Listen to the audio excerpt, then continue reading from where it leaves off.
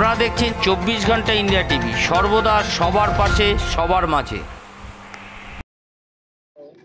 Swimming পুলের অপোজিটে যে নার্সিংহোম রয়েছে, সেই নার্সিংহোমের নিচে যে মেডিসিন শপ রয়েছে, তার কোনো মূলত নিজের লাইসেন্স নেই। সে অন্যের লাইসেন্স ব্যবহার করে তিনি শপ চালাচ্ছেন এবং তার মেডিসিন হিসেবে কোনো ধারণা নেই। প্রশাসনের কাছে আমি দাবি করব যে এই বিষয়টা খতিয়ে দেখুক। কারণ হচ্ছে যে এখন আপনি হোক বা আমি হোক, যে কেউ ওখান থেকে মেডিসিন নিয়ে আসুক, এখন মেডিসিন ভুলও দিতে পারে, কারণ ও নিজে তো কোনো লাইসেন্স নেই, মেডিসিনের মানে কোনো ধারণা নেই ওর। বিনা লাইসেন্সে এইভাবে একটা ওষুধের দোকান চলছে? হ্যাঁ, বিনা লাইসেন্সে একটা ওষুধের এই ব্যবসা চলছে ওখানটাতে। ওই ওষুধ খেলে তো মানুষ তো অসুস্থ হয়ে যেতে পারে। অবশ্যই অসুস্থ হতে পারে। তাই জন্য আমরা আজকে এসেছি ডেপুটি সাহেবের কাছে যে এই বিষয়টা নিয়ে খতিয়ে দেখুক। এইভাবে ব্যাঙের ছাতার মতো গজিয়ে যাচ্ছে নার্সিংহোম। এই নার্সিংহোমগুলো যে হচ্ছে, এদের বৈধতা কি রয়েছে? আদৌ কি বৈধতা রয়েছে কিছু? এদের কোনো বৈধতা নেই। আশেপাশে যত রকমের মেডিসিন শপ রয়েছে, নার্সিংহোমে যে সানরাইজ নার্সিংহোমে পার্টিকুলারলি আপনারা অভিযোগ করলেন, এর কোনো বৈধতা রয়েছে? না, এর কোনো বৈধতা নেই। কারণ হচ্ছে যে আপনারা বেশ কিছু পয়েন্ট উল্লেখ করলেন, আমরা দেখতে পেলাম। সেই পয়েন্টগুলো যেগুলো আপনারা চাঁচল কলেজ রোড সুইমিং পুলের অপোজিটে যে সানরাইজ যে নার্সিংহোমটা রয়েছে, সেই নার্সিংহোমে উপযুক্ত যতটি সিট রয়েছে, বেড রয়েছে, ততটি স্বাস্থ্যকর্মী নার্স থাকা দরকার। আর খাতা কলমে শুধু নার্স থাকছে, কিন্তু ওখানে উপযুক্ত নার্স বা স্বাস্থ্যকর্মী ওখানে থাকে না।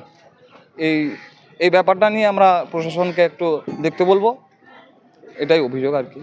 তো এই যে পর্যাপ্ত নার্স থাকছে না, আবার মানুষ তো নার্সিংহোমে টাকা দিয়ে চিকিৎসা পরিষেবা নিচ্ছে, তো এটা কি মানুষকে প্রতারণা করা হচ্ছে? একদম প্রতারণা করা হচ্ছে। কেমন পয়সা দিয়েই তো পরিষেবা পাওয়া যায়, পয়সা দিয়ে ওখানে ভর্তি হচ্ছে। সরকারি হসপিটাল থেকে ওখানে ডিসচার্জ করে ওখানেই করা হয়, ট্রান্সফার করা হয় একটা ভালো পরিষেবা নেওয়ার জন্য। আর ওখানে গিয়েও যদি একটা ভালো পরিষেবা না পায়, এটা তো একদম লুটপাট মনে করা হবে এটাকে। তাহলে এটাকে আজকে আমরা গণডেপুটেশন দিলাম হাসপাতালে এসএমএস স্যারকে এবং বিএমএস স্যারকে। কারণ এই সুইমিং পুলের সামনের দিকে যে নার্সিংহোম রয়েছে, সেই নার্সিংহোমের কোনো পার্কিং ব্যবস্থা নাই। সিদ্ধেশ্বরী স্কুল রয়েছে পাশে, কোর্ট রয়েছে এবং হাসপাতাল রয়েছে পাশে। সেই যাতায়াতে খুব সমস্যা হচ্ছে। অপোজিটে সে নার্সিংহোমে যখন ওটি হয়, তখন ওই নার্সিংহোমে কোনো আইসিইউর কোনো ব্যবস্থা নেই। এটা নিয়ে মানুষের খুব সমস্যা হয়। এবার যদি ওখানটাতে যদি কিছু হয়, তাহলে কি হাসপাতাল কর্তৃপক্ষ দায়িত্ব নেবে? যদি না হয়, তাহলে আমরা প্রশাসনের কাছে দৃষ্টি করছি এই বিষয়টাকে যেন দেখা হোক। আপনারা কতজন এসেছিলেন আজকে? আমরা প্রায় 500 জনের মতন আছে আমাদের, কিন্তু ওদের প্রতিনিধি হয়ে আমরা এসেছি। সবাই তো আসতে পারবে না, তাহলে আমরা সবাই এসেছি। প্রশাসন কি বললো? উল্লেখ দেখলাম, কি হয়েছে? বৃহত্তর অভিযোগ হচ্ছে যেই ডাক্তারবাবুরা সেখানে চিকিৎসা করছেন এবং প্র্যাকটিস করছেন, তারা হাসপাতালেও চাকরি করেন। তারা নন প্র্যাকটিসিং অ্যালাউন্সটাও নিচ্ছেন, যেটা আইনত কোথাও উল্লিখিত নেই।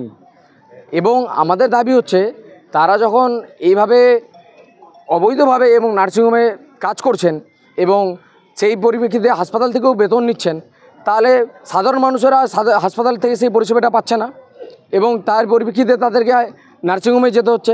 এবং সাধারণ মানুষের যে অর্থ অপচয়টা হচ্ছে, ডাক্তারবাবুদের মূলত গাফিলতির জন্য হচ্ছে এবং তারা এই জিনিসটাকে একটা ব্যবসায় পরিণত করেছেন। আমরা প্রশাসনের কাছে বিনীত নিবেদন, সাধারণ মানুষের পক্ষ থেকে এই বিষয়টা যেন খতিয়ে দেখা হোক এবং যেই ডাক্তারবাবুরা এইসব কাজের সঙ্গে যুক্ত রয়েছেন, তাদের পরিপ্রেক্ষিতে একটা নির্দিষ্টমূলক ব্যবস্থা নেওয়া হোক। সংক্রান্ত অবশ্যই রয়েছে। আরেকটি অভিযোগ রয়েছে, সুইমিং পুলের অপোজিটে যে নার্সিংহোমটি রয়েছে, সেই নার্সিংহোমের যেসব রোগীদের যেসব সরঞ্জামগুলো ব্যবহার করা হচ্ছে, সেই সব ওয়েস্ট ম্যানেজমেন্টের জন্য কোনো রকম ব্যবস্থা নেই। তাদের এই সব ব্যবস্থাগুলি না থাকার ফলে তারা রাতের অন্ধকারে বেআইনিভাবে রাস্তার ধারে এবং নার্সিংহোমের চারিপাশে ছড়িয়ে ছিটিয়ে ফেলা হচ্ছে এবং যার ফলে সাধারণ মানুষের নানা রকম রোগ ব্যাধি হচ্ছে।